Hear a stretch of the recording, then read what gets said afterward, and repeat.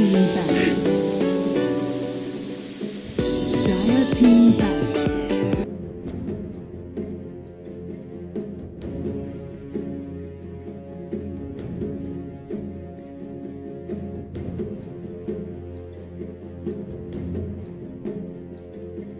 Seconds remaining. This will run during both of the games, so only at the end of the evening we'll have the result. What do you guys think? MVP 5. MVP 5, no one? Yeah. MVP 4 is what I was going to say. Ramses, I was going to say MVP 3. Lil. Nice, we are all saying Virtus Pro. Within one team. Again, Europe biased. Damn us. NP in ARCANA Dream League, they've had a decent showing, but I think the only games they won were the games where they had Naga Siren, and Naga Siren is going to get denied this time because it's got banned out. Yeah, I was going to also mention that the Naga Siren and MSS's Timbersaw, like their big standout one that they've had great performances on, and VP did their homework. So right away they get rid of both. Siren is just one of those heroes that actually disrupts the play that VP wants to play, you know. Just sleep, and I think more than viewers, Russians are probably some of the people that hate Naga Siren the most just because of what it does. They're probably like, this hero is so detrimental to the game. It's boring. 7 seconds where we're not fighting. What is that about? We don't want to do that. I mean, diving versus a Naga too. It's like, oh god, we dove and she slept, and now we're all caught in a horrible position and we all die. So someone realized we're in a like it gives them the time to realize that they're in a horrible position. Yeah, exactly. So Shadow Demon and OD banned out from NP. No shocker, that's probably their two best. And the Ogre, probably one of the most prominent heroes we've been seeing. One of the most prominent support heroes that we've been seeing, other than Shadow Demon, just because of he just runs at you and he's in your face, and he's just so hard to deal with, and it supports any lineup pretty well. Bloodlust is so good on anything. On anything, literally, it doesn't even have to be on your carries. Like it's okay, we start on this Bat Rider, and he's just gonna be super fast, and you can't stop the lasso in time because of movement speed. He's stronger in lane. It's actually just the movement speed more than anything. You know, a lot of people are talking about attack speed and such, but it's movement speed that causes Bloodlust to be so annoying to deal with. At least in the early stage, like later on. Like, the attack speed too, it's like it helps you push towers and stuff too. So it's like that kind of, it's like it's not a Jakiro or something that like really is like so like keen on pushing towers, but he really just benefits like all over in the draft. He does like everything. And he doesn't die. And he doesn't die. He just walks up to you and punches you, and you can't do anything but run away. Next patch, -1 armor. -5 armor. Hopefully. He has what's his starting armor again? 8. 8? Never mind that. It's actually ridiculously high. And he's got what 3.2 HP regen, 4 each. It's some like crazy amount. So people just you just get all the venom and run. See what Ice Rock's favorite hero is. Yeah. Has to be over. It used to be Tree and Protector. Used to be. Well, he gave him lots of damage. He still does like you. He hates Bloodseeker more than anyone. He must, with all the different changes he's done. I was waiting for you to bring it up. Dude, Bloodseeker though. You hated it when they changed it. You were like, this hero's garbage. But now I learned to play with this. Yeah. So it's great again. Like, I think he's good. I think he's fun too. So an early Sven pickup. Very early Sven, and I guess Rubik is not so like out of the ordinary. Like NP really likes it. Some teams just really like favor having it early. I think a lot of lineups have had a lot of success picking up Rubik's. We've also seen Imperial that we saw yesterday. They didn't play it yesterday, but in some of their previous successes, they've had a great Rubik. Actually, Rice has been playing superbly on it. Yeah. A player that not often receives a lot of credit for his play. Been playing one of the hardest support heroes to succeed on. Yeah. But the Sven pickup is pretty early. I'd say almost premature, especially because they're not gonna play up against a Bat Rider, and the obvious counter is banned out already. Other obvious counters could be banned out, and it's gonna be very hard to deal with the Bat Rider because it always is. Yeah, I think that we'll probably see like a Darkseer for NP. Like they want to go for maybe some like big combo type plays, and just because like we were mentioning it too. I don't know if this will maybe change up the way that they draft, but they have that ping advantage like we've been mentioning, so maybe they want to go for something that's just like a little bit straightforward, like a big team fight, big run at you, just not really having to like worry about like these like little small mistakes and little things, just like okay, wombo combo, a little bit easier to work with. Could also be the start of a push strategy where they would go for a Chen pickup potentially, or an Enchantress, and really just dominate the early stages of the game. Alternatively, a Wisp always complements well with a hero like Sven. I don't think they'll necessarily go for it though, just because Wisp Rubik is sort of an odd mixture of supports together. And it doesn't, like, you can save someone from a lasso, but it's not the most obvious save. that you can go for either. It's a Yeah. little bit more skill-based. Yeah. And with the recent nerfs too to the relocate timing, it actually makes it a bit more difficult. Like that 0.25 seconds, 0.5 seconds makes Yeah, a and big back difference. to the ping disadvantage. Yeah, and back to the ping, that even delays it even more. So they go for Eternal Envy Invoker. Yep. The only didn't hero really, he's been playing for the past month. I didn't really expect them to do that versus like Ogre as well on the side of VP, because what's this Ogre going to do? He's going to sit mid and he's just going to punch him. In Invoker in laning phase, he struggles. Like versus a lot of heroes, he just has a bit of a rough time, at least in the first few levels. So that's At the same time, though, Interesting we've seen a lot of these when people do pick the Rubik, all he does is also sit around middle lane Yeah. and just be disruptive. So I think they're feeling comfortable going up against whatever they're going to meet up in middle lane, especially because the OD is banned. Yep, that's a fair point. And now they, with the Sven and the lift and everything, they have nice, easy setups for the Sunstrike. So even if his laning phase goes not the best, he can get that recovery. Yeah, knowing he's just gonna knowing most Invoker players, they're just gonna go back into the jungle and farm up that Midas, and then continue to just try and snowball and get the gold lead and experience lead on them. So with Invoker and Sven as their cores, which other core would be good there for NP? What are we gonna see there? For NP, It looks like VP is very heavily Yeah. targeting MSS's bans, because they banned out 3 of them already. Yeah, it's the only Yeah. thing they have to worry about now as well. There's the offlane and another support. But is there Juggernaut something that pick they're up. lacking that they need Really to cover both- with the core? I think both teams right now could benefit a lot from both Chen and Wisp. Okay. I think they complement both these lineups so very well. So I wouldn't be surprised to see either one be picked up for either lineup. Chen, Wisp, or maybe even Enchantress, I think. Yeah, because it Enchantress. helps a lot in the laning phase, maybe not so much for that push factor. And Enchantress is a lot more but popular these days than Chen is, in part because of the nerf Not to for his Virtus Pro. creeps. Not for VP. Not for but VP, yeah, Yeah. that's true. But in part because of the nerf to creeps, they just die so very easily. They're much harder to utilize to perfection now compared to what they were before the change. As a Chen player, it's something I've hated a lot. Surely, do you at all play Chen in pubs? I used to play it a bit. Not in quite a while, though. Okay. I liked him when he got changed, but I didn't like when they changed the Aghanim Scepter so you can't heal spam. Yeah, that too. was the one thing that really hurt him, I in actually my think opinion. the nerf has been too severe on him right now, where it's really hard to integrate Chen into most lineups unless the opponent is begging for it. Yeah. A lot of lineups do beg to be pushed down. We saw it yesterday, where at Finem played up against Imperial and just didn't respect the power of their lineup. Spirit Breaker. That's This is interesting because normally you'd look at Virtus Pro and think, okay, they got Lil on the lineup. They might want to pick a Spirit Breaker or Solo even. Yeah. Yeah. Two players that's been renowned for playing a lot of Spirit Breaker, especially back in the meta where Spirit Breaker was great. Nowadays he's just, he's situational. He can be used, definitely. But he's not as dominant as he used to be a year or two ago. So it's interesting that NP picks it up.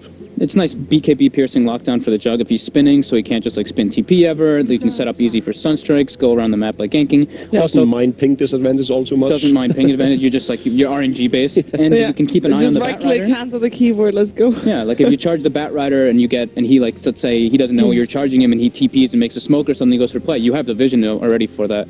So that's pretty lovely. And on top of that, they have Warcry plus the Spirit Breaker aura, so they're going to be running really quickly, obviously, at people. So You that's play gonna him be as cool. a 3 or as a 4? A 4, I'd say, but in this lineup it might actually be a 3 with all the bans that have come out. Normally I'd could say be a either. 4 definitely, but because of the bans and we talked about earlier how MSS doesn't necessarily have any obvious pick right now. Well, Void is still in the pool. In terms of common off-laners, Darkseer Void. They can put pressure Yeah. on the Darkseer safe lane a lot with still cool, Darkseer Spirit Breaker if they want to do something like that. But I think they would have picked up the Darkseer now if that was their intention, right? I think so, but maybe the Jug kind of maybe was maybe we don't want to reveal that our Darkseer's coming out, so they don't pick these two heavy counter picks like the Disruptor, because VP loves Disruptor and it's so good versus the Darkseer. There's a Tidehunter still as well. There is Yeah. still the Tidehunter for MSS as well. That's a very good point, and it's a mech carrier, which they're still lacking. Yeah, I don't think Void is the go-to hero, right? Especially after the Spirit Breaker pickup. They have a Sven already. yeah. There's a bit of conflict of interest there, and then with the Spirit Breaker pickup, it's even worse. But then again, Invoker does justify a Chronosphere. Okay, so We'll see. what are we thinking here for Virtus Pro? Templar Assassin for no Invoker one. TA matchup, Yeah. as we We've see seen it before. very often. Yeah. And still Templar Assassin favored, especially if she has an Ogre Magi punching Invoker for her. And it gives them this, like we said, VP's a team that at least when I was casting them and watching a lot on the qualifiers, they built for late game. Majority of their games, they're okay, we have this mid game push lineup, but we're gonna have the late game secured no matter what happens. So they have Bloodlust on Juggernaut and TA now, which is very powerful. Not sure if it's enough because of how much damage the Sven actually can deal out if he gets farmed up, and the lockdown from Spirit Breaker on top. But still, it's very strong, especially when they have the better initiation still right now with the Bat Rider. But going back to the laning states, we talked about this earlier, how Rubik and Invoker could stand their ground against Ogre +1. Yeah. Now that's the problem though, because there's a Bat Rider on the off lane. Yep.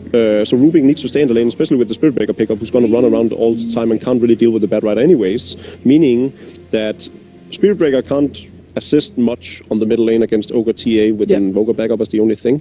So Virtus Pro is always already in a position where they're going to win the middle lane, just because TA is already favored against the Invoker, and then with the Ogre backup, VP goes for the Wisp themselves, and they do ban the Darkseer, so if NP did want something like that, it is taken out. Yeah, but this is just a classic VP lineup. Yeah, you know, it really just benefits their playstyle so much. It complements everything that they want to achieve. You know what's actually kind of interesting thing about? Maybe NP with the Spirit Breaker, because I'm assuming this is a support, unless that Darkseer ban like completely just changed the way NP wanted to do it. Maybe they were trying to do like, okay, this Ogre's going to sit mid, right? So we're going to have the Rubik come and a Spirit Breaker charge on top. That's a potential way to kill the Ogre if he's being too obnoxious in the mid lane, but you're definitely committing a good amount for that. You are. Is that enough damage? Like, all you have to do I'm is... not level 1, but like level 2. Yeah, but all you have to do is have a smart ward. You see him charging, and then what if you smoke? Ogre walks... Yeah, okay, but then you still know that there's a Spirit Breaker missing. But the way to deal with VP is definitely go toe-to-toe with them in early engagements and get as many kills as they do, and just continue to hopefully snowball as much as they do. Because if at any point in time, if you... That's interesting. It is the hero that saves people from a lasso. Yeah, the range is not the greatest. The cast point is also kind of crappy. In theory, though, it's possible. Right? Yes, it's been nerfed. Not recently, but it's been nerfed in the past, like pretty kind of recent, like 6 months, I'd say 8 months. With the Battle Last pick, what do you favor? I'm liking VP's lineup. Yeah. I think it's just... We're all on the VP train? Virtus Pro, definitely. But the Abaddon is that kind of ace in the hole card that could put NP ahead if they position themselves properly. Yeah, and they have a pretty strong duo. Like if they do want to do the Abaddon Spirit Breaker offlane, Wisp, if the Wisp Jug is down there, like that's kind of hard to deal with. Sure, the spin is hardcore and everything on it, but Abaddon with Curse of Avernus with the Spirit Breaker whacking on you with a Jug, you can't spin away and run. So might force the Ogre bottom as well, helping mid a bit. Trying to force reactions for sure. We're going to find out who's going to take this first game. It is NP versus Virtus Pro with OD Pixel and Gods.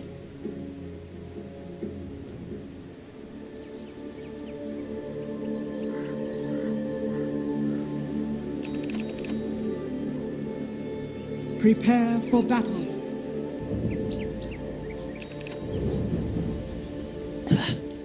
Hello, ladies and gentlemen. Welcome back to the Aces ROG Dream League casting desk. I'm OD Pixel. I'm here with Gods, and we're ready to get you through the first game of the day. Let's get ourselves into this one, ladies and gentlemen. It is, of course, VP up against NP. We've heard from the panel, and we heard from ourselves before. We were thinking, we feel that VP is going to have the edge in this series. Do you think that's shown as well in the draft here, or is there kind of some things you like about NP's lineup? Definitely like some things about NP. I don't think they've lost the draft, but similarly, I don't think they've won the draft in any kind of way that's going to tip the balance in their favor. No one on the mid lane TA versus Invoker should do very well. We'll see, and that's with an Ogre as well. So I think the Ogre plus TA versus an Invoker in the mid lane is an absolute massacre if NP aren't ready for it. NP are going to be looking just for the very stable, one of AOI's best heroes, the Sven in the safe lane, to be kind of their rock to carry them through the mid to late game. The Abaddon's a bit of an unusual pick. I'm curious to see how much it can get done. Maybe kind of a dual lane setting with the Spirit Breaker can be very pesky to deal with, but Jug IO, pretty good sustain. If Ogre really needs to, he can rotate down bottom. Low can help out bottom lane as well as mid. So I think across the board, VP have the answers they need for NP. We're going to see both sides. I'm not going to fight around the rune spot. Just past you, lay down a few stacks. Well, actually, he's looking towards Envy. Did some damage. It's got to be a little careful. SVG maybe seeing if he could get a lift up, but yeah, we're sorry they're backing up past you. Unlikely that MP could do anything to punish that. But yeah, in terms of the lanes, as you said, this bottom lane, Ogre at the moment, Lil, maybe looking to sit around with Ramses. We see Solo on the IO actually heading up top to potentially duel up with the Bat Rider. I mean, how much pressure could this Abaddon put onto this Juggernaut? Should the Jug be fine in this lane? Jug should be fine. Yeah. Just Abaddon alone is, like, you could actually, like, 1v1 this lane, not to say you want to do that as a support. I imagine we'll see Lil kind of linger around, do some pulls, get some levels in farm. He's actually going to be this kind of safe lane Ogre. Decides that no one at mid on the TA, doesn't need his help, which is pretty true. And TA does just fine, straight 1v1 against an Invoker. And of course, no one, probably the best mechanical CIS mid player at the moment, so he's definitely going to feel confident in his 1v1 abilities here. Yeah, and I guess level's pretty crucial as well. No one getting that early XP. Yep. Yeah, that's actually a good point. You don't maybe want to be splitting your XP with an Ogre if you don't need it. If you're in a 1v1 where it's like the help is going to make a big difference, sure, but it's a 1v1 where you already feel like you've got an edge. Envy's already chewed through a Salve and a Tango, and he has 1 CS, so this is already a very poor start for Jackie on the mid lane Invoker. It is tough, because we mentioned about with this mid lane matchup being very crucial for this matchup is the ping disadvantage, and that's somewhat being shown here with the CS early on. Absolutely. Yeah, they're just that slight difference, which in some matchups might not, cost quite a big difference. Definitely, when it's Envy against no one, it's gonna every little thing matters. This is one of those players that you just can't beat unless you're on the top of your game in terms of CS. Not to say this is going to cripple NP totally. It's not like you lose the game just because the mid lane is one side in CS. NP can always fall back to the jungle. You're always going to go in that Midas build, so the catch-up farm naturally kind of presents itself. We saw similar things from Invokers yesterday as well, where they have a really bad laning stage but still have a big impact once they exit that laning stage. So it's not all hope is lost for the NP fans out there just because of this mid lane. Yeah, but it really, really is. Indeed, it doesn't look worse and worse. It doesn't look pretty. But He's as got you 4 said, CS now, but when you have to buy a second salve this early on and you're not actually getting farm, like if you're trading regen for farm, it's one thing, but he's trading regen just for XP at this point. The farm is not going with the regen. Yeah, and down as well, then Ramses. Finding Sam CS is Zowie up top. MSS actually going in pretty aggressively, giving Ramses. He's got another photic shield. Yeah, I guess he won't dive. I mean, that looks like some good pressure, but realistically, Jug's like just trying to find an opportunity to use the salve. Solo. Top lane, yeah. Take it down. MP picking themselves up. The first blood. As Sully just slightly out of position, getting a bit aggressive. And a lot of lockdown and control among these 3 heroes on the side of MP. So very much ready for a fight if it kicks off.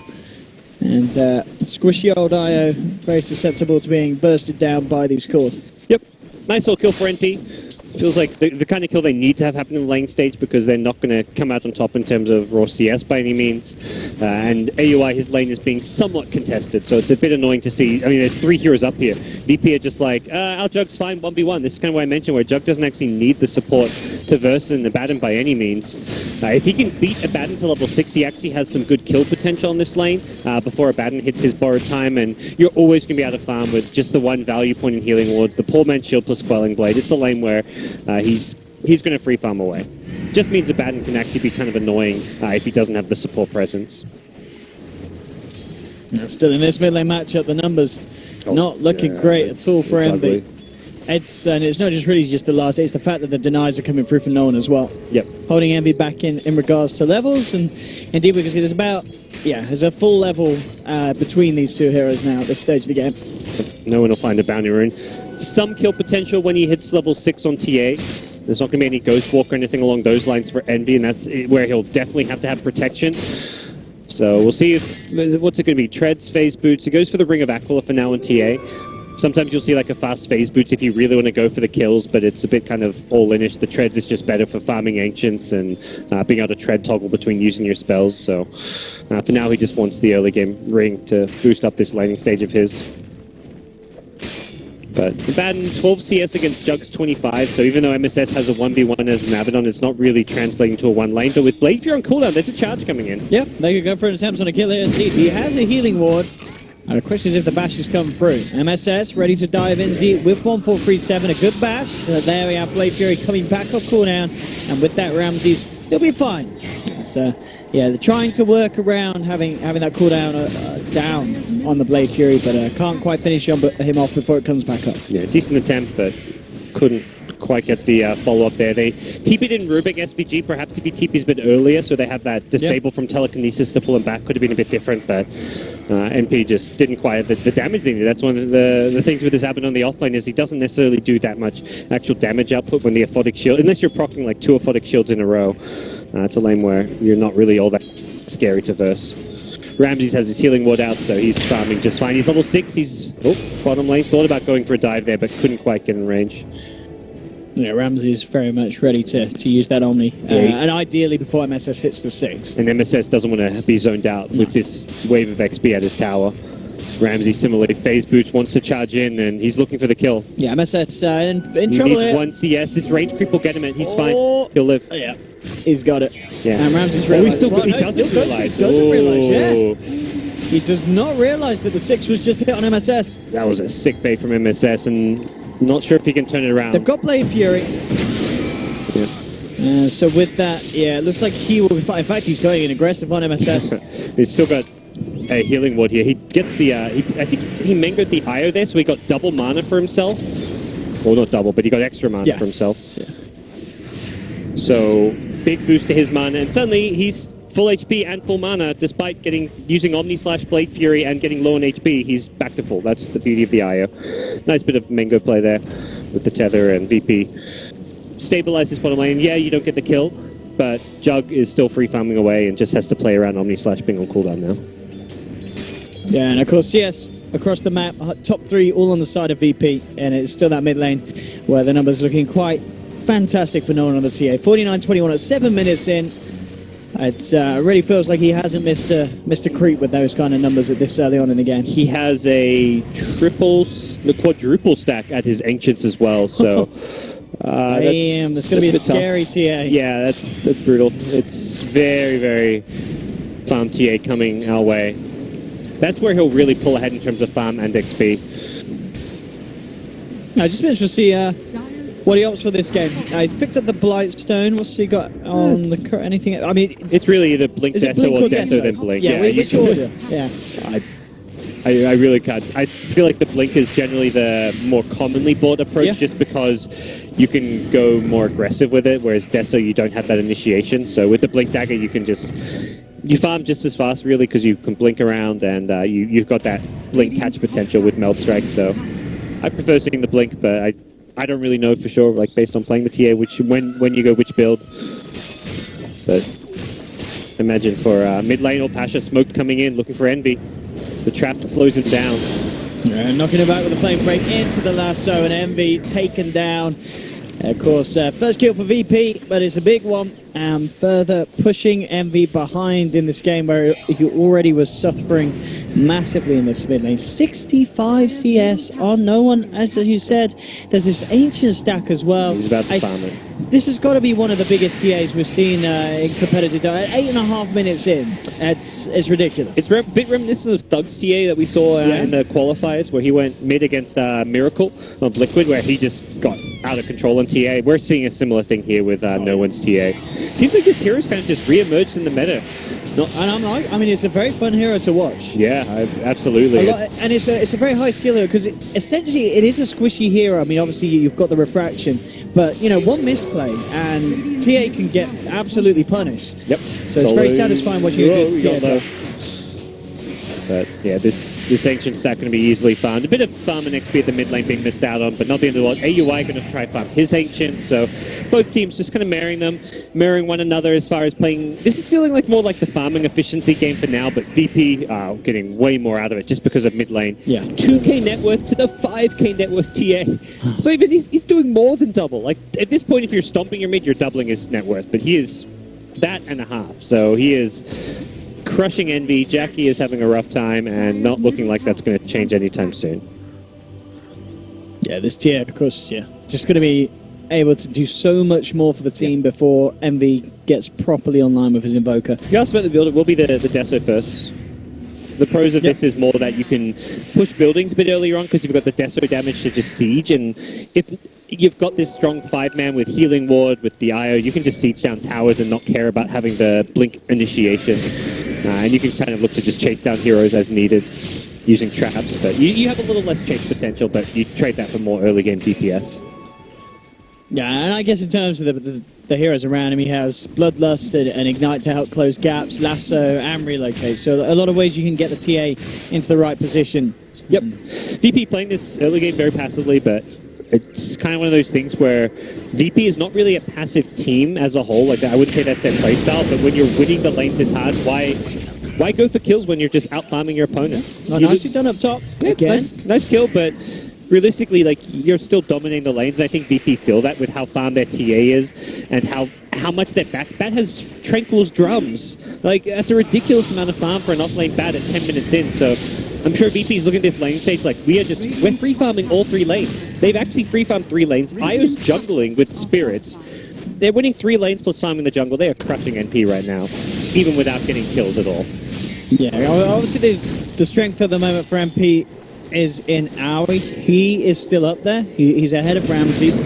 But there's a lot of weight on his shoulders. Top lane, I'm talking about the man. The tower getting denied in front of his nose and himself to fall as well.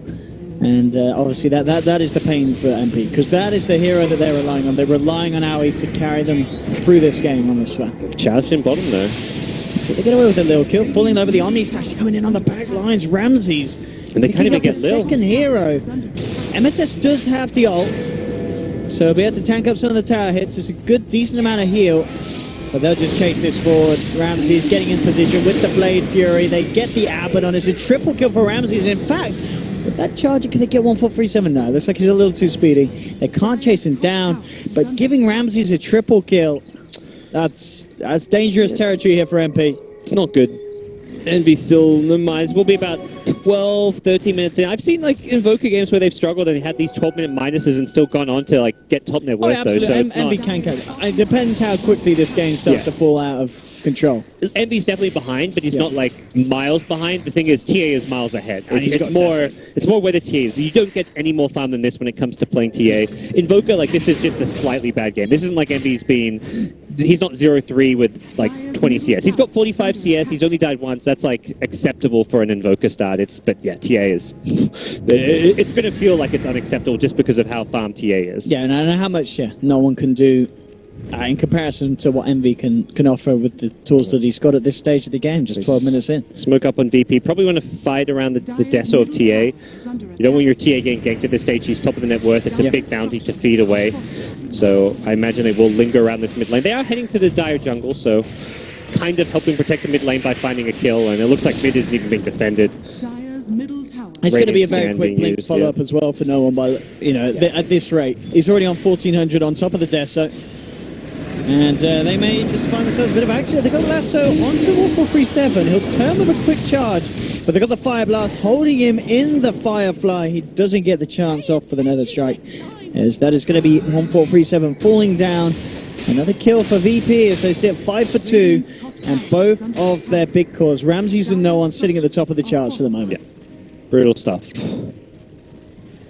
There you go. Looks like they'll keep the IO Jug home. They're ready to relocate though, so potentially see a IO Jug relocate somewhere on the map. But no, they're just going to walk back to lanes. They leave the TA mid. And the thing is, TA can push mid with just one hero behind, because if they go in TA, they will be that IO +1 relocating in. So it's really hard for MP to find pickoffs. Often you're in this really bad position. You're getting out farm. You're losing the early to mid game. You want to go for smoke plays, where you smoke up, find a kill, and back off. You don't want to take team fights when you're at 9 disadvantage. But doing that against teams with IO, there's such a high risk involved. So NP are kind of trapped to just continuing to try and farm or go for a riskier smoke play. They will take the risky approach, which at this point you're far enough behind that it's probably justified, and they need to try and ideally get kills off of this. A tier 1 tower by itself is not really going to change the state of this game, but it is at least better than nothing. Yeah, they want to try and get Aoi involved. Helm of the Dominator, Echo Saber finished. He's got level 11 as well. That second point of Godstrike can make all the difference. Mid lane though, No One putting the pressure in. TPs will come through. A charge as well onto the TA. No One could be in trouble here. Telekinesis back. They have the stolen Blade Fury from SVG doing a lot as well. They'll meld up. They've got the vision, that's the question. In fact, well, they're bringing Ramses in, so No One should be fine. He gets charged by 1437. They've already lost the Rubik. Now with the lasso onto Aoi. Omnic Slash coming through. Lots of bounce onto MSS. He has the ult, so he'll be fine for the time being. They've managed to take solo. They'll turn with the Fire Blast onto Envy. The Photic Shield allowing him to walk off. No One trying to chase. With the War Cry as well. Envy a little too tanky for No One to deal with. He looks for the side blades and he finds it though. Oh, your armor ain't going to do anything against the pure damage of that beauty. And now surrounding Aoi. Ramses taunting him, kiting him up. Aoi, can he get a kill? He will with the Echo Saber, but loses his life as well. No One surviving through it all, and just getting so much done in that fight, and just beautiful usage of the side blades. One of the things that Warcry is not going to counter. Yeah, he backed off wisely. realized that the heroes were a bit far away, but there was a creep wave in between him and the heroes, so you may as well just bounce those attacks right off of them onto NP, killing off the Invoker, and then follows up with the Abaddon kill. Really nicely played. NP did what they could. When the relocate came in, Envy made sure to focus solo first with the forward spirits plus his right-click damage. He killed the Io very fast, which did limit VP's sustain as well as their ability to chase, but the TA not dying at the start of that fight just meant that no one was always going to just go ham that fight. There was nothing they could do. They had no answers for him, and it's only going to get harder as he picks up his next item, as he's already up to 2k gold. Yeah, Manta on Ramses. It is proven to be a tricky one for MP. And as you said, you know, a lot of it does come out down to how well the mid lane went for no one, which of course you have to attribute a little bit down to the ping issues, but also to the fact that I think, you know, on paper, you know, Envy, one of his weaker points may be in the laning phase, especially when heroes like Invoker. Obviously, he's come absolute leaps and bounds in how good his Invoker is with the practice, the hours that he's put in playing the hero. But still, when you put it up against someone like no one on TA, that, you know, it's been this man's bread and butter for absolute years in Dota. Yeah. And you start to see this kind of performance come out. It's one of those things where the ping maybe had a small influence, but it wasn't the deciding factor by any means. Because no one is such a good mid lane. Yeah, it's always going to be a matchup where the TA wins the CS battle against the Invoker, and with no one, like, I think the player matchup is Envy's strength isn't so much his laning mechanics. It comes like strategically in the mid to late game is where he's good. Yeah, and his shot, his shot calling. Yeah, his shot calling is absolutely amazing most of the and time. Incredibly entertaining. Yeah. Oh, SVG, he's got an invis. They know he's there. They'll pop him out, and that meld's not going to work for you. With an Aegis, VP could threaten high ground. They've got the sustain from the healing ward if they bring in the IO plus Jug, but does mean they won't have. They'll only have the IO there for 10 seconds, so it's not the ideal way to try and 5-man push a high ground. If anything, switching it up to the mid lane. Dire Ancients is a double stack. They can play the farm game. And again, you're at that point where if you're pushing high ground with TA with 4k in the bank, it's not really a 12k net worth TA. It's just like a 8.5k net worth TA. You may as well spend this money before you go for that high ground push. You've still got 4 minutes left on the Aegis. You're in no rush.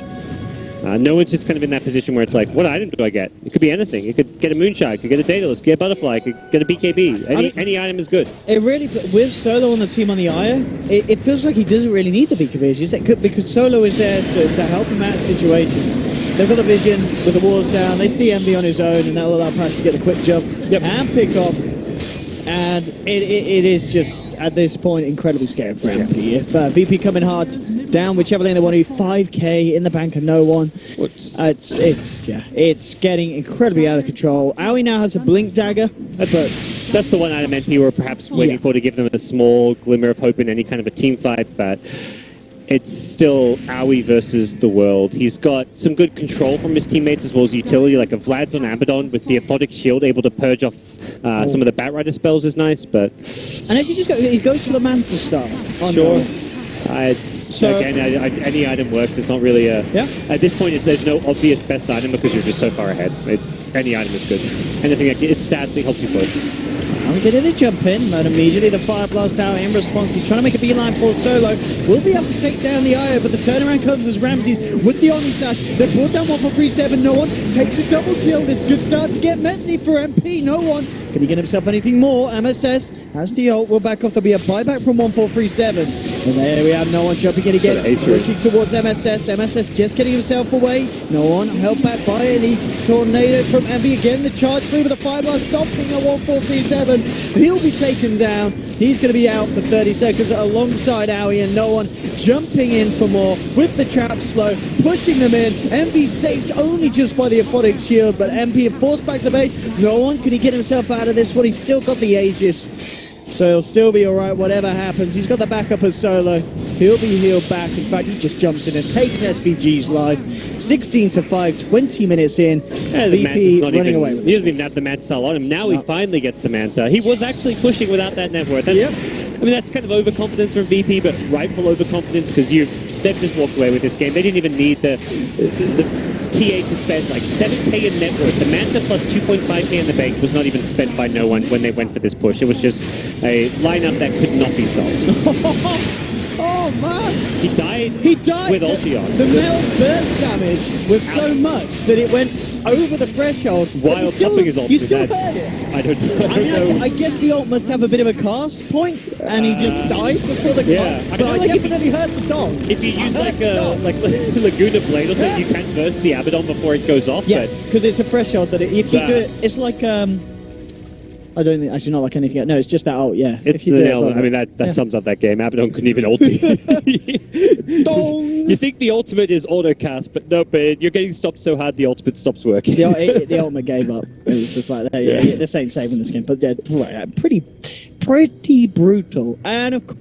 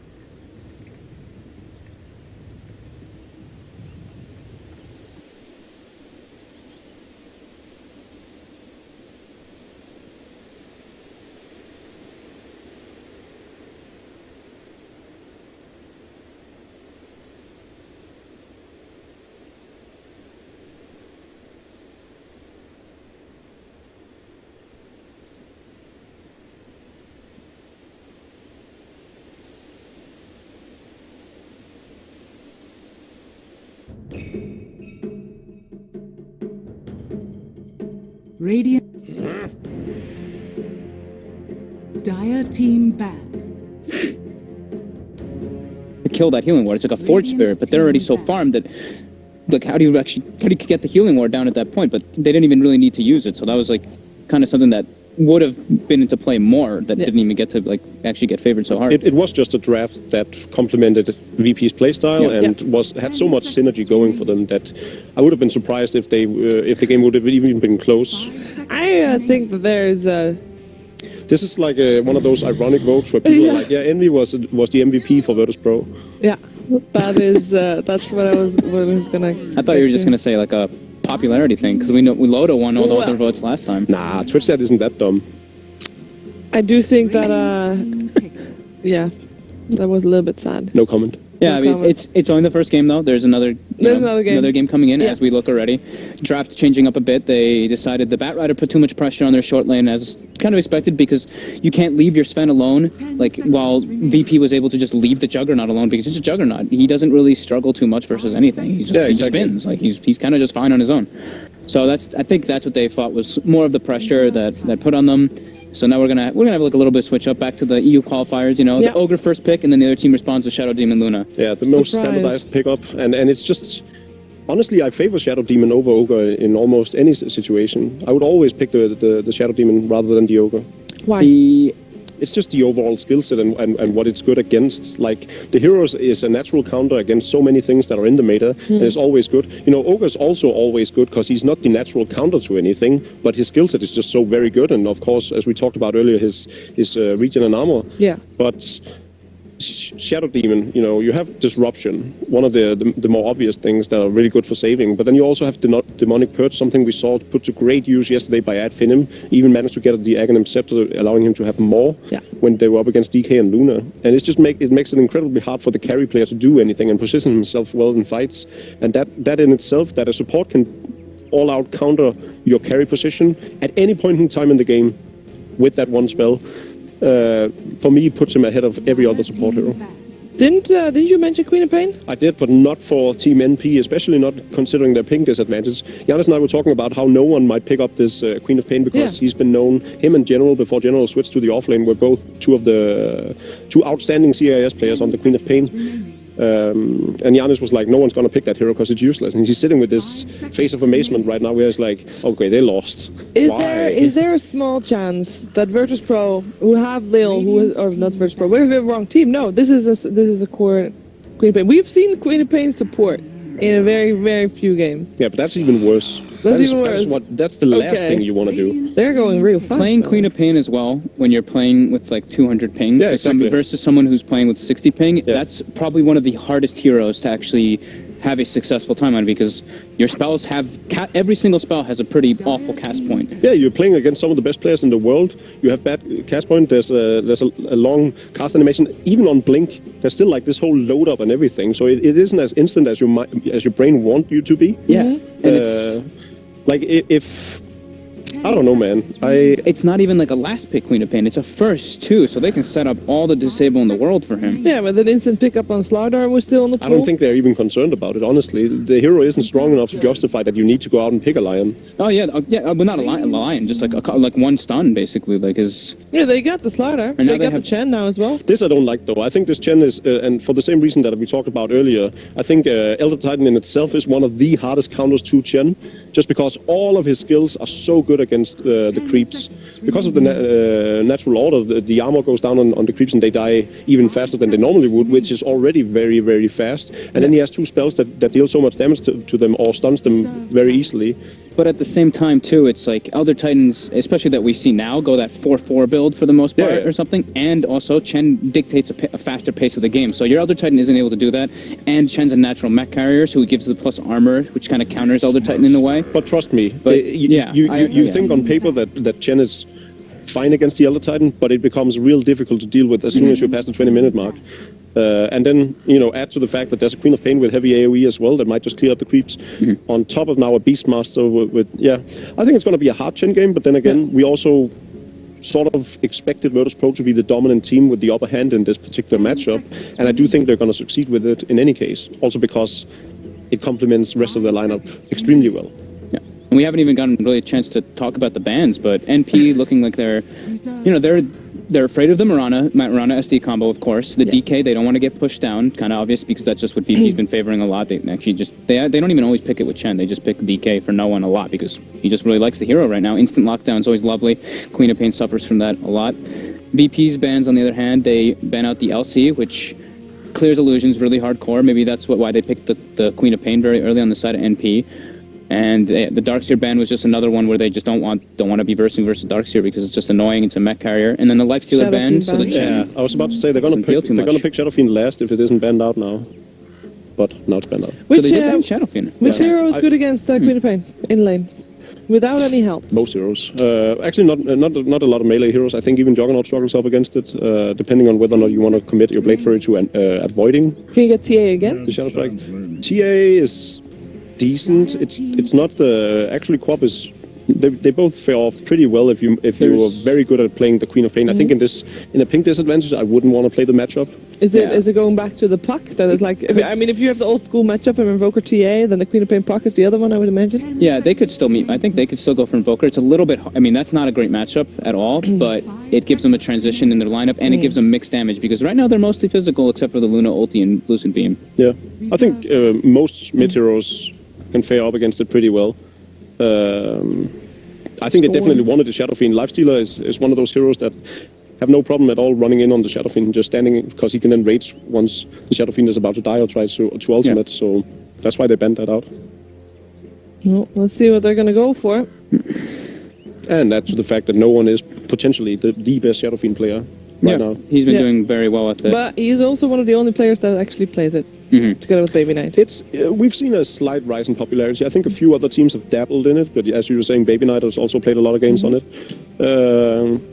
It has regained some former glory. Still not the hero it used to be, obviously, but I think it has its merits, especially because there's a lot of these tanky melee lineups that Shadowfiend, if he's allowed to stay alive and doesn't just play the role of glass cannon, then he can punish them real hard with the minus armor and hitting them before they get into him. And this lineup does just that, right? You wanna deal with the Luna, there's a Slaughter on your face, there's Chen creeps everywhere, so you could definitely have made the room to justify the Shadowfiend. The one cool thing for NP is that they have a lot of heroes that they're like signature heroes for these players, like SVG's Elder Titan. He's one of I have to say he's one of the best Elder Titans in the world, even though I think people don't know that, because in like the Manila qualifiers, and I think it was TI qualifiers as well, it got banned versus him every single game because they revealed it too early, and he was dominating the games as a support in that role. MSS's Beastmaster is something that NP's really been highly favoring, and then AUI on that Sven. And like we kind of said, they go for the Invoker, even though it's not the greatest matchup versus the Queen of Pain. It gives them that well-rounded damage as well as progression into the later games. Synergy, when pushing down towers, the Sunstrike on Shadow Demon with Lucent Beam, lots of burst potential. Just an overall great pick. Again, another synergetic lineup that I think fits their playstyle really well. Is it going to win them the game? Easily. Yeah, Virtus Pro? I'm going to go with BP as well. We're all three Virtus Pro again, guys. Boo. Maybe NP can prove us wrong. I hope so. I hope so too. I wouldn't mind being proven wrong here. Let's hear from our commentators. It's over to ODPixel and Gods.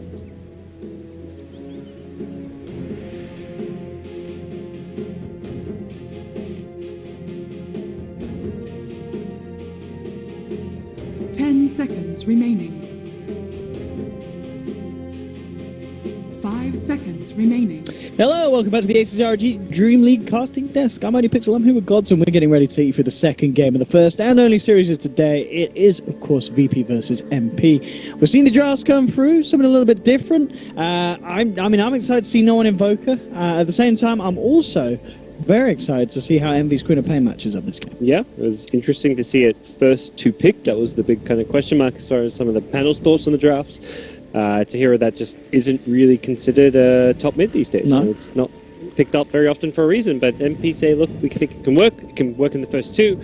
Maybe just kind of to throw off VP a bit, like you see you're wondering, what do we want to do against this? It's a good hero to get to the backlines, which is where you catch a Shadow Demon. Shadow Demon's just been wreaking havoc in all these games, so maybe that's kind of part of their mindset in picking the hero. It's like, okay, we can get to the Shadow Demon, silence him potentially with an Orchid, and then have our way. The mid lane matchup is pretty alright against the Invoker as well, so more scared about how they deal with VP pushing as 5. You've got the Chen, the SD Luna, Invoker. If it's an Exo Invoker, you've got lots of firepower from the Forged Spirits, and you just kind of group up and fight very effectively there. So it should be a tough game for NP based on what I'm seeing from the draft. Yeah, I mean, it'll be interesting to see if, as well, in the mid lane, do you think we'll see much of a similar performance in terms of the difference between the mid laners as in game 1, or should this one arguably be closer? Is it easier for Envy to keep on par with no one this game? Definitely easier. There's no Ogre roaming around, and it's just straight up a better matchup, so should theoretically be better. Who's the support for NP? 1437 is going to be I can't quite remember. But well, for you guys and girls at home, we have just got to pause at the moment. So don't worry, you're not missing out on anything. It's just a few minutes has been called for, and then we'll be able to kick it off and get on with this. But it certainly feels like VP, getting the little Chen and stuff, as you said, whether MP are going to be able to deal with those rotations is going to be very interesting to see. Of course, as Fob was saying, the fact that MP have got SVG on the Elder Titan, something that he's very, very good with. Again, I think, the question obviously just comes down to how well these guys can perform. Playing on obviously not the greatest of pings. As mentioned, Owie, I guess he's playing from the US West, is he? He's Vancouver, which is Canada West. So very much. It's got to be at least 200 ping for him. And I think they have a team house. I don't know if they're all at the team house. That's Toronto true. or something. I think it's in. Yes. Okay. Yes, in Toronto. It's like central-ish Canada. Okay. I think. I don't know geography. But somewhere. You're right. Of course, at the moment they're all at the house. Yeah. So MP, looking to try and qualify for that LAN at DreamHack Winter, but it's got a tough road for them. They've started off today, I believe, with a negative record already. They were 3-5. So they've got already a few appearances coming up before the major as well. Of course, they are the replacement team for DC, pulling out of the Northern Beat. So you're going to see that not this weekend, next weekend. They're planning that one. They're also part of the summit, aren't they? They qualified. They qualified for the summit. So they have got a lot of lands coming up. And of course, if they could get themselves over to DreamHack Land as well, then they're going to have a lot of good times that they can try and prove themselves and get some good practice in going into the major. Because obviously we saw them with a strong performance in the NA qualifiers. Still, the question is going to be how well they can stand up to teams from around the world. Obviously, it's a little bit hard to take away too much from these because there's the ping coming into play at the moment. But when they get themselves over to lands, then we're going to start to see if MP can indeed take down some of the teams from other parts of the world. They look like a team that just kind of can benefit a lot from that LAN experience. It's not like they're inexperienced as far as players go. They've individual players been around a lot, but as a team, it's like you're a new team.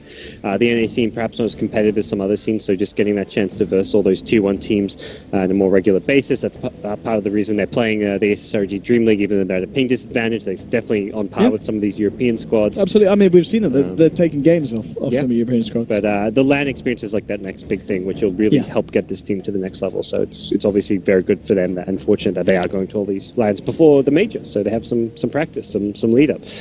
And especially as we were talking earlier, being single-elim, you want to have as much practice as you can get. So you know the matchups with as many different teams as possible, so that when you do come up against them in that knockout stages in the single-elims, it's like, all right, we played these guys before, we know what to expect. You've got a bit better of a plan. Looks like we're ready to go. Owie calling for the G. Yep. He says thanks for waiting. No problem, Owie. The Ogre pick was on MP side this game, so that's going to be 1437 heroes, or Rose as he's called these days. Let's get ourselves back in. And he'll be helping out Envy. So as far as that mid 1v1 matchup goes, it gets a little bit easier when the Ogre's on your side, not the opponent's. SVG is going to do his best to punch Solo away. And Solo came across. And indeed, in terms of 1437's positioning, do you think we will see him sit mid with Envy at the start, try and get that bit of a beneficial start against no one's Invoker? Or? Not necessarily. No. The safe lane doesn't have the best support and protection for the AUI Sven, and that's where he may look to provide that support himself, depending on where SVG looks to go. SVG with the Windlace will have the Astral Spirit. He'll be able to, if he hits multiple heroes with this early on, he'll be that pesky, harassing ET. You get like 380 movement speed with plus 30-40 damage, and you're very, very good. But unfortunately for NP, their ward got spotted being planted on the cliff. as that will be quickly dewarded by the Invoker, giving him a nice little boost. Yeah, with that money as well, actually, no one just gets a straight up salve Yep. already delivered out to him. It's definitely handy to have as NP look to contest this top rune potentially. With ET, they're very strong in this level 1 fight. And Yeah, that looks like to be enough to throw out the spirit. Invoker says no thank you, yeah. and no runes for VP. Yeah, right. And P getting themselves the double, and in fact, in return, taking down the Waters Wars Envy with a nice little bit of a cash bonus into the lane, and we'll see how this does end up panning out. Lil, it's all going to be down to how well he can pull out the rotations on his Chen. Of course, if the qualifiers are anything to go by for the Boston Major, we know this man can pull out quite a remarkable Chen performance. You know, it's just going to be interesting to see how much he could do against Envy in terms of helping no one out in the mid lane, and whether he can crush this Quops opening. Yeah. Cool. Handy start. Yeah, we'll see where Lil looks to go. Quap is elusive to those Chen ganks with the blink. Yeah. It is quite hard to gank that mid lane unless you get like a really good cold snap with an ensnare or a centaur stun or something. But he will find a wild wing early on, which means he can play the farming style of Chen with the stacks. So something we may look to see. I like that SVG staying this offlane. He's doing just some pesky right-click damage to Ramses and trying to prevent him from getting that good early farm that we saw Ramses just really walk away with last game on the jug. And this bottom lane for Pasha, I mean, how much you feel the Slardr's going to be able to get out of this against the Sven and Ogre duo lane? Should be able to get some alright experience. Ogre's trying to do what he can to zone him out, but the level 1 sprint means that he doesn't have the movement speed to keep up with him, and Pasha just wants to try and leech XP out of this lane for now. Won't be able to get too much farm, I imagine. Mid lane already looking a lot better for MP this time round, as he sits 5 for 3 against the 4 for 4. So not falling behind in the first couple of waves like we saw him do so in the last game's matchup. But I guess, as you said, expected from the draft, with this hero matchup, Envy going to have a lot better time than when he was playing the Invoker up against the TA. Yeah. So for now, it is just going to be the farming jungle Chen. He used the Wild Wing early on to tornado down the camp. He's got some more stacks that he's trying to create. So it could just be a very greedy Chen style if Lil wants to. Although, with that said, he's suiciding his Wild Wing now to find a new creep for himself. And it will be the safe tier. Top lane, Ramses trying to find as much as he can from this side pool. In fact, well, with this disruption, I'm just going to move in, get a few right clicks down with the Elusive Beam, bringing SVG incredibly low. The illusions as well beating into him, and that'll be first blood. They will find the kill in return. And MSS chucking out the axes. And may just get himself a double, and he does. MSS. Wow, they'll be fine with that one. MP may have given away first blood, but hitting back, getting a double kill on MSS. Solo XP as well. Yeah, nice play from MP, just baiting them in, knowing that they have the strong Beastmaster. Going for the early point in Wild Axes. We're seeing this more from most Beastmaster players now, getting that 1-1-1 build. And potentially should have been first blood for MP. He had to animation cancel the axes there to make sure he landed them. I think that was probably also like the just concerns over the ping, whether he'd miss it because of the lane seat, but they still get the 2 kills out of the lane. So either way, it's still a win for NP with the Beastmaster coming out on top. Yeah, Lil still sticking with the farm game at the moment. Not yet to make those rotations. And the question is, when he does, where do you imagine we'll see him go? Will he look towards this top lane to try and crush this duo that MP have got going? Yeah, top lane sounds like a pretty good idea. Yep. He takes out the Hawk right away, so he now knows it's probably safe to smoke if he wants to, and smoke towards either mid or top is definitely a wise call, but SVG could be in a good position to scout this one out and ruin his day. Both players very close to one another. Oh, and he blinked into this. Uh-oh, indeed, with the Sunstrike as well, VP. That's actually a really sick bait, but he's just camping there, smoked up on the high ground, expecting NB to blink for that regen rune. And NB doesn't really make a major mistake there. He sees no one. He thinks he's safe. And so then as well. I mean, so that doesn't end up going down. But yeah, indeed, the thing being the VP get the kill onto MSS.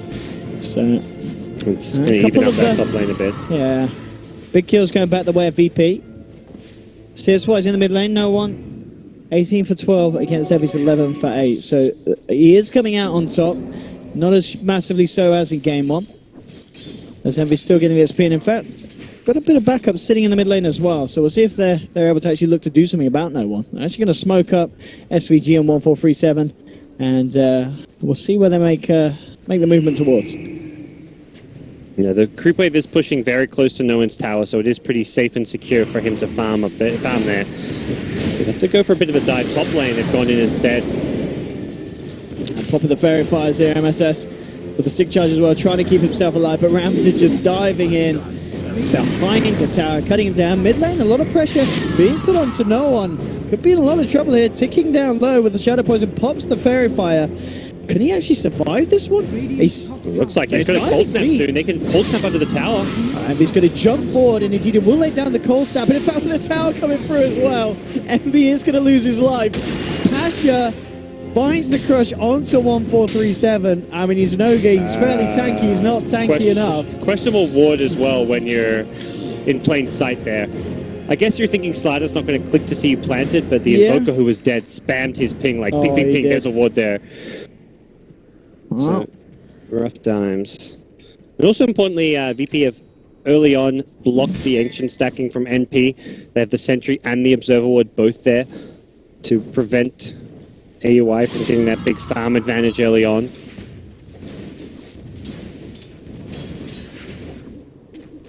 Now, we're aware this... It certainly doesn't seem as bad as the opening for MP in Game 1, but it's still... It's them on the... Yeah, still the not great. fallback. Yep. Bottom lane, throwing out the Stormhammer to Pasha, but Pasha's fine. You kind of ask how Pasha's going to do. He's got 15 CS and a kill now to his name. He's had a fantastic time, approaching level 6 already. But he's getting gone on here. Doesn't have a chance to get a crush off, so they do kill him. Nicely chain locked up there with the stuns from 1437 and Ali. Nicely jinxed, I guess. He was doing fine until that happened, but he's still doing all right. That death isn't going to set him back by any means. It just gives that Aoi a nice little boost to his economy. He's well ahead of the Luna right now in terms of farm. Envy just about to hit 6, so we'll see if he's able to make some kind of big play with the Sonic Wave. Back up towards top, Ramsey's just putting the pressure on the tower. Going to bring the creep army in as well, so they'll look to try and find themselves a tier 1 here, VP. And at the moment, looks like MP will react, and this will be where MP may try and get something big done with this first rotation. Still no Sonic Wave, though. Lil actually walking back into it. Lil's got to be careful. Okay, they've got the Eclipse. That's why he's feeling confident. They're going to be able to burst down MSS and just turn back towards the town. With this rotation from MP, they're just not getting anything done. They've got to be careful as well. Backup's coming in from VP. Pasha, MP, indeed, he's blinked straight into this one. A double kill for Lil as they take the tower. They take the lives of MP. Yeah. I think VP weren't really going for Envy because they're like, oh, he's got Blink, let's not waste our time chasing him. They suddenly blinked in and aggressively, and you're like, wait, what? What's he doing? Jackie, please. And VP setting up mid now as well. Now he's surrounded. He's got the war cry. The cold snap down. Throws the Stormhammer back onto Invoker. TP coming through as well from SVG. But no one's fine. Back out of range. Still has the backup of Solo. And 8-4, 8 minutes in. VP getting a good rhythm to them at the moment. And yeah, a few misplays for Jackie. Has to be careful with these blinks because as soon as he's out of position, VP very quick to punish the misplay. Yeah. Lilla's going straight into this Aghanims build that he loves to do on Chen as well, so he's more than halfway there already. He's very farmed, and that is a problem once VP get the Ags online and to start 5-manning down towers. They don't need a mech necessarily. They've got this SD Luna with Forge Spirits, Chen Creeps, throwing a Granite Golem, throwing one of the Black Dragons, and towers will crumble very fast. Black Dragons give you a nice little armor aura against the Sven. Granite Golems can just boost up all your HP, and life is good for VP if they can reach that point unscathed. Pasha, and he's just coming back down towards the bottom. SVG's on his own. There hasn't been a single Ancient stack for Aoi yet on this Sven of the Ancients, so that's another big concern for NP, is that they're not getting that farming value out of the Sven. He's top of the net worth now, and that's like potentially going to remain the same, but you really want your Sven to start accelerating and skyrocketing in terms of net worth when you have that Helm of the Dominator with the Ancients. I'm going to see Jackie and MSS head down towards the bottom lane. They have a Roar, they have a Sonic Wave. Pasha could be in a lot of trouble here. He's going to immediately start to sprint back. Envy jumps forward, but Pasha's going to be fine. Good read of the map, good read of the situation, just getting himself the hell out of there. when he's aware that a rotation could indeed be coming in for him on that bottom lane. Yeah. And be a bit ambitious looking in with the Shadow Strike. Knows he's not going to, of course, go down there and does scare out Slider, but kind of revealing the fact that MP are grouping up to go for this 5-man push, and now VP have time to react, look for a trade elsewhere on the map, or even look to Seb to defend. Although for now, no one down bottom to defend this lane. Slider is still in the neighborhood, but may just be a tower that NP let go as they look for a trade somewhere like the middle lane. Absolutely, tier 1 going down on the bottom lane, and no response from VP. They will just let this one go. They will send the TP into the tier 2 as they bring over the Shadow Demon. The tower's down and already MP out of there, making sure that VP don't get the trade mid, holding back the creep wave as no one did start to force it in a little bit. But I mean, what's the play here for MP? I mean, the Queen of Pain, a hero that we just don't see a lot. What's MP looking to do? Does he need to find the kills? Yeah, they want to find pickoffs, really. The Beastmaster Queen of Pain is the duo that can find kills very easily. And I think using some smokes at this stage of the game would do them some good.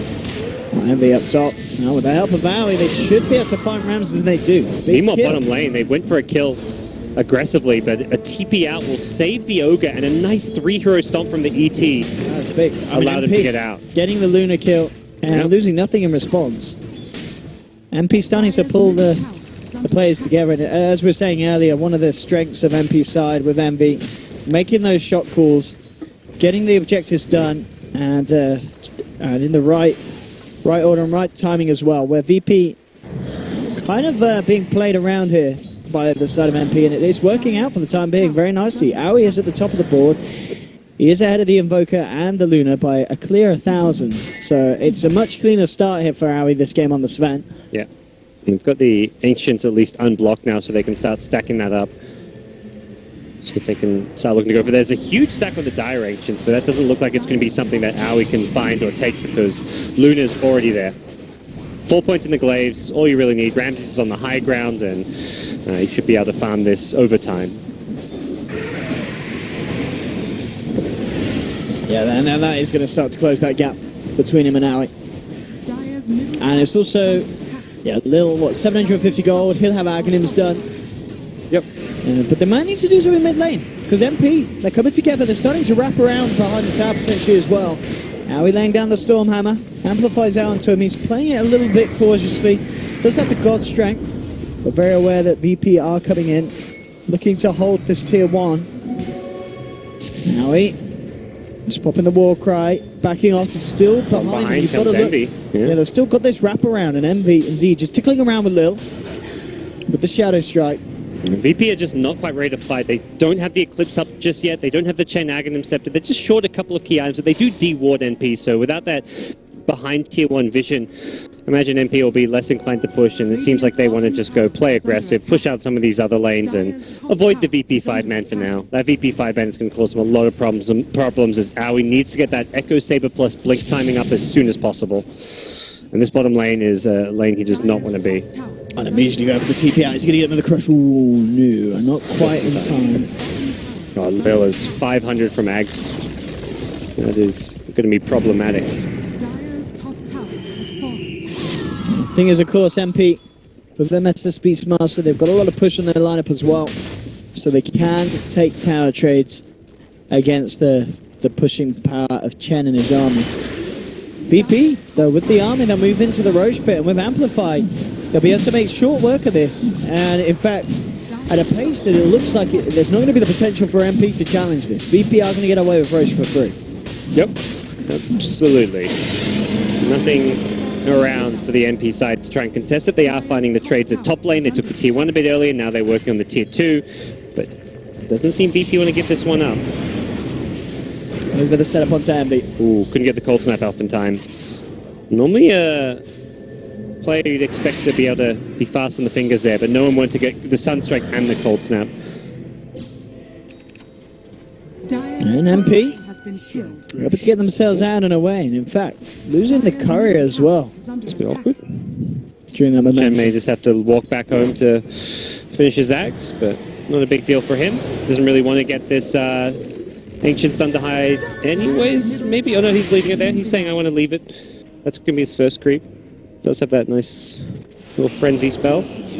Or is he leaving? No, they're going to kill it. Ramses comes over to take it. So he's ideally looking for the dragon or the granite golem. Dragon's kind of maybe slightly preferred just because you can split push with it a bit and push out multiple lanes at once. But ideal scenario is you hit level 11 and get one of each. All things said and done, certainly looking a lot better for MP here in game 2. Aoi, 1500 towards the Blink Dagger on top of the Echo and the help of the Dominator. The VP coming in with a push on mid. Fortification will come out, of course. The tier 1 will almost certainly fall, but the question is if they can punish this. MP is grouped up. It's SD, Luna, Clock, you know, Solo's got his level 7. We're not even seeing Shadow Demons max out Shadow Poison anymore. That's kind of the sad, dark days we've entered into the 6.78J or whatever patch we're on, you know. Shadow Demons just maxing Disruption. Good fun stuff. Please, OS give us a new patch already. No, this is, I mean, for VP, it's very strategic right now. They're playing the 5-man game. They're able to push down towers and objectives very well. NB may actually get, well, I say he may get picked at top. No one actually reveals himself on the creep wave there. Had the Slider Blink rotating in, so if Slider had actually caught NB, that very likely would have been a kill. But not gonna find it. I mean, NB at the moment, he's sitting up He's there. gonna creep skip, yeah. This is such an NB play.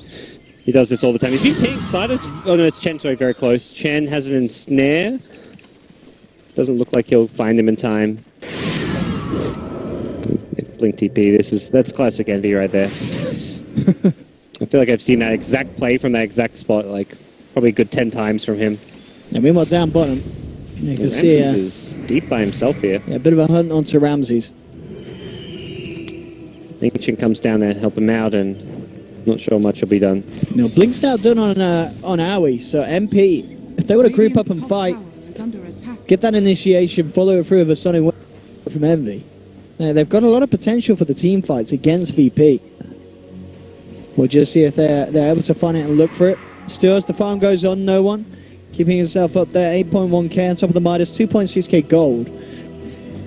I imagine, I mean, still keeping the brown boots for the moment. Do you think he gets does he get the bots or does he get something else before he upgrades them? Possibly straight Ags. Yep, straight Ags. It's, if you're 5-manning with your team, it's, and the bots is nice because you can push another lane out and perhaps farm a little faster, but the Ags is like, if you're ready to team fight and push high ground now, the Ags is better. There's a fight going on. No one needs to get here. Oh, so they've been shot with the ball slow. He has to be careful. Jumping from patches. It's gone on to 2. Aoi looking for Ramses. And a goal comes through, but it doesn't matter. They've lost the Luna. They managed to take down MSS in return. A good sleep on holding him back. Aoi diving in for the chain kill. Finds a second. MP taking the fight in the moment, 2 for 1. And they're not done yet. Moving forward for more. Envy looking towards Solo. Aoi. He's going to have the blink again in a few seconds. Solo held in place again, SVG with these stomps. And MP taking the team fight 3 for 1. Very nicely done indeed. Aoi with the first use of the blink dagger. And they find that team fight that they were hoping for. Yeah, it's just that. Having the blink dagger is such a... That's Sven's really his first big peak when he's able to initiate on whichever hero he wants. Whether it's take out the SD in the back lines or in this case burst down the Luna and prevent any spells from prevent the Eclipse from really doing what it's meant to do. She dies so fast that it doesn't actually get the kills that he was looking for. Yeah, really, really nicely done. Aoi and Envy, just as you see, just focusing Ramses and then clearing up the rest of them. Back in real time, he's getting found by the Slider. He's got the Storm Hammer. Oh, that Centaur. He dominated that Centaur for that extra stun. That potentially saves his life. I believe Slider actually catches up with a blink stun there. That was a sick play. Neat little plays indeed, Aoi. Not one to be held back by the ping issues. Still coming out with the plays to keep himself on top. And MP looking a lot hotter here in this game too. VP still have a lot of pushing power. And when given the chance, they will hammer down onto your towers. But MP are finding the trades. They're finding the team fights, and Envy on the mid lane, pushing in on the quap. It's consistently finding the space, and he has nearly got that Orchid done. Nearly ready for the next team fight. Yeah, that's very helpful when you want to initiate on Shadow Demon. Yeah. Particularly, Luna's going to most likely have a Manta style in fairly good time, so less useful against her. But even like a Slider, if you're fast on your fingers and you get the Orchid when he blinks in, suddenly he's not getting that crush off. Although, again, it kind of goes back to that point. Very hard to do that when playing on that slight ping that NPR on. But all in all, this has been a much better team game from NP. They've team fought well. They've used the ET to great effect, and definitely a big step up from what we saw in Game 1 from the North American squad. I mean, as this game goes on, though, the thing is, we're kind of the queen of pain. This is a hero that surely it's going to fall off eventually. So surely the games are more of a timer for MP, would you say, in comparison to what VP have for the Invoker and the Luna? Yeah, it's slightly better. Like if you go super, I look at VP's lineup and think it goes a bit better to the late game. Yeah, Sven will get farmed very fast though. That's the thing. And I think Sven, when he hits that 6-slotted timer, is like that's when you got to go if you're NP. And with Beastmaster scaling well, with Quap decently scaling hero, I think NP could have options. NP, Envy. He just gets solo kill top. Yeah, no one. That was just outplay him. He just walked in with Cold Snap. Cold Snap Alacrity. Boom, boom, easy kill. And Envy, unfortunately, couldn't blink away. The Queen of Pain going down. It's a bit of a tough kill for NP. It's not a hero they want to see getting picked off. And ideally, they want to try to find a trade somewhere on the map. But for now, VP are kind of grouped up near this bottom lane. And if fight breaks out, Invoker can TP in using those travels. If anything, they're quite happy with just the Chen creep pushing this top lane. They've got the Ancient Black Dragon up there. Chen has hit level 11, so ideally he wants to find that Granite Golem now. He's got one dragon, don't really want a second one. You're typically... Actually, yeah, he's got the Granite Golem at mid, so yeah, he's got the Granite Golem now. You can see there, I like how he groups his creep. The Ancient Black Dragon you just want to send off by itself, push one lane, and then have all your other creeps grouped together, since those three kind of complement each other. Those are the auras. You've got 3 auras together, and those are the ones that you maybe want to have with your team while you split push with the Black Dragon. I say that AUI is looking to hunt down the Black Dragon. But I mean, Lil just, kind of teasing around with Maui, because he just brings the creep out of there. Very easy save. It's still a necessary play for Sven, because now the Dragon has to go back to Fountain to heal, and it slows down the Chen split push. But for NP, they need to probably go for a move soon. They do not want to let VP get another Roche. I imagine that's what VP are probably not really rushing things for right now. They're waiting to get an Aegis on presumably Luna. Last Aegis went to Invoker. I feel at this stage you're thinking about pushing high ground, and that's Luna's role. So giving Luna the Aegis for the high ground push makes a bit more sense to me. I mean, so VP now at this stage of the game, are they just looking to sit back and farm up a certain item? Is there something that they're missing for these team fights? I really think it's not much more than the Aegis. Yep. They've got. I like that Chen goes for the Vlads before the Greaves. This is a nice item against the ET. The natural order is kind of problematic, especially for pushing. Luna's a agi carry, so you lose all that armor when you're pushing, but Vlad's at least gives you a little bit to make up for that. So he actually goes for the Vlads before he even picks up the mech. But even things like a casual buckler could be really good for VP, just getting whatever you can to boost up the armor for your push. MP with a smoke. Yeah, they're hoping for a fast Roche respawn, or at least finding a pick-off here. Oh, Solo as well from the low ground has dispelled it on MSS. Look at the Hawks out. Solo already backing away, so they won't catch him out. And the rest of VP, of course, at the moment, 3 of them sitting towards the top, a little down at the bottom lane on his own, actually. Just hiding in the trees. And now he'll TP back to the mid lane. This is where VP have this strategic advantage, because they can just push out lanes using the Chen creeps. Yep. They're doing that in 2 lanes. Chen's pushing both top and bottom lane with his creeps, and that in itself is just such a strategic advantage to have. But Roche's respawn fast, and NP are in the pit. Oh, and they could take it down at such a rate with God's strength for Naui. That's a nice sneak. This makes that high ground push that little bit more difficult for VP if they don't have Aegis. Yeah, VP, they were heading over. If they had got wind of that earlier, they would have loved to contest that. But MP just taking it too darn quickly. They still want to fight. They're chasing. Considering going for a fight. And MP are out of there. I mean, it really is looking impressive for MP this game. VP still with a lot of power, but MP just coming out on top with the most recent kind of plays. Aoi with the BKB done as such. He's going to be quite a beast to deal with in the next fight when VP go head on with MP.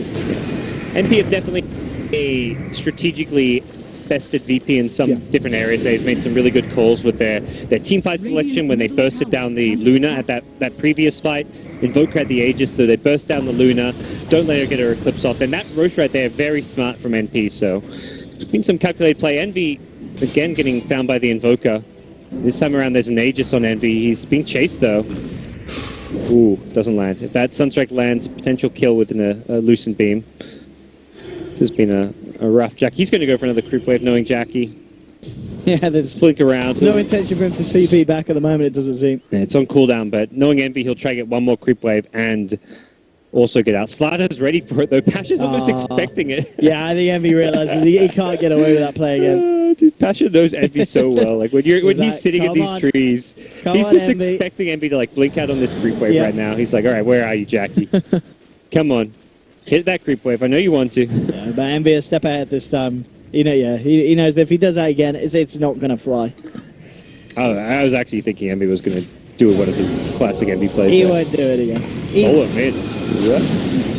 Yeah, the Ignite. It's going to be him fairly low. He should be alright. Actually looks to try and focus Howie. Howie pops the BKB, moving on to no one. Drops a pop though, no one runs away, and that's the BKB charge and God Strength down for Howie. And they weren't able to find a good fight with it, so VP may look to punish this. Yeah, I think their call may be just to press forward. They steal a Chen steals a Hawk, so they've now got the vision for themselves. I was about to say that Hawk's going to die very fast, but then, yeah, of course, Chen giving it that bonus HP means that's one of the tankiest Hawks you've ever seen, but only has 20 seconds left on it. We're coming across towards the mid lane as well. VP pushing down. Radiant's middle tower. And it really was just a case of no God Strength, no BKB. They know that MP are unlikely to retaliate. So just taking what objective they could off the map from them. And that's going to be all the outer towers gone now for the side of MP. They don't try to go for a high ground or anything. Perhaps just thinking they're not quite inviting shape for a Pasha. Ooh, he gets very close to now we're there, but not really ready to go. No BKB on Ramses yet. And also there's still the Aegis on the Queen of Pain, so it's a bit dangerous to push. And just the hero composition, the ET, very difficult to push into. So I imagine they're waiting for a couple more items. They are going to be going for the Ags on Shadow Demon. I was going to say, they could just wait for that at this stage. At this pace of game. It could just cripple the Sven. No, getting constantly purged in a fight and losing your cleave. Yeah, good luck dealing damage, AOI. This is not going to be a fun late game for him against an SD Ags. And that's where the Quapple has to find that SD and just try blow him up using the Orchid. It's worth committing a Sonic Wave to solo kill the Shadow Demon at this point. Bottom lane, no one. On the high ground. Yeah, he spots it in for the route, the Forge Spear is out. And in fact, the rest of the team might just do their best to try and keep MP involved. Ramsey with the BKB comes in, takes down. Oh, no, it says them that they've lost two. Ramsey, he actually finding anything. He's found the beast ball for the Earthquake coming through. Owie's chopped him down and they've lost three. They're continuing to try and wrap, but VP are paying heavily for this in the mid lane as MP takes down 4. I mean, no one got the tier 3, but you gotta ask yourself, was that worth it? I mean, it's an Invoker out of the fight, but that means VP just lose straight up in that team fight, losing 4 heroes. Yeah, sure, that's the deal with it. No one, does he really want to go back in? Oh. He's looking for the kill. That's a Chen that's been dropped. He's looking to style on them. He's sure as hell doing a good job of it. He's found, can he get this? Oh, one more touch that he can with the alacrity. 1 for 3 set. Oh, he's actually going to back off. He's a little scared now. Envy's still hanging around in the neighborhood. In fact, oh, he's down. He's lost the Aegis. Now we're coming forward. Can they kill no one? Yeah, BKB pop He's got by Ghost Howie. Orchid 5 though. He has been silenced with the Orchid. They've got him. So all in all, just a strategical misplays it feels there from VP. They tried to go for the play with no one going for the rat.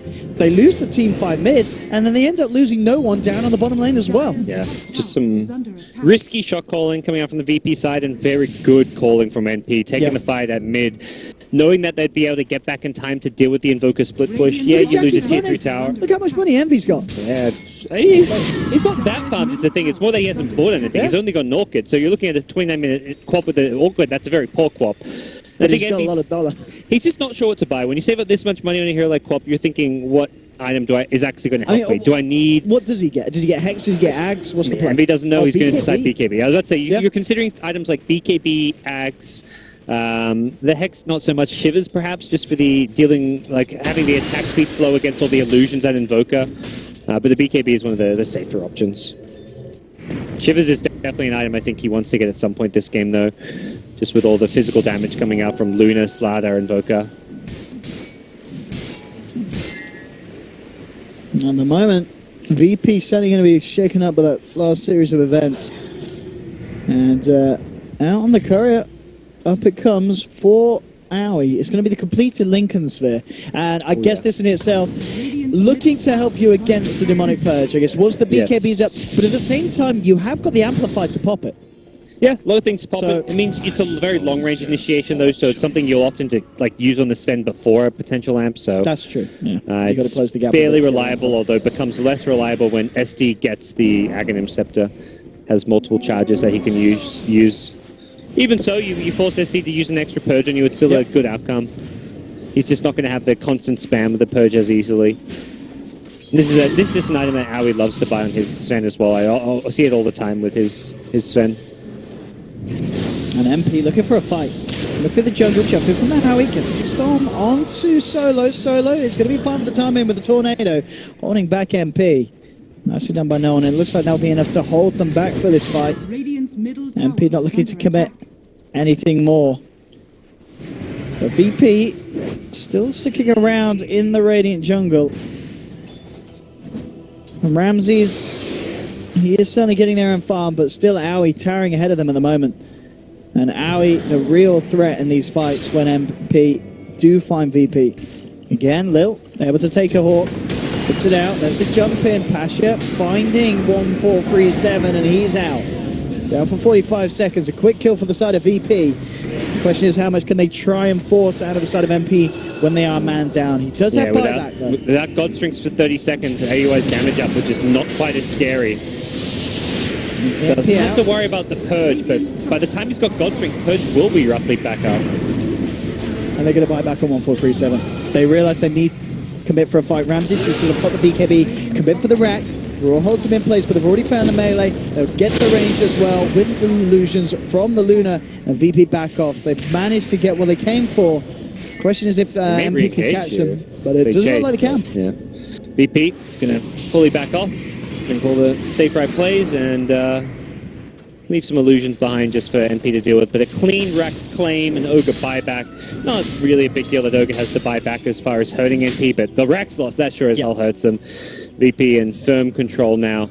10k gold lead, can theoretically wait for the next Roshan, something they should have not really let them get the second Aegis on, but VP still have all the tools they need to try and break the high ground come Rosh number 3. Absolutely.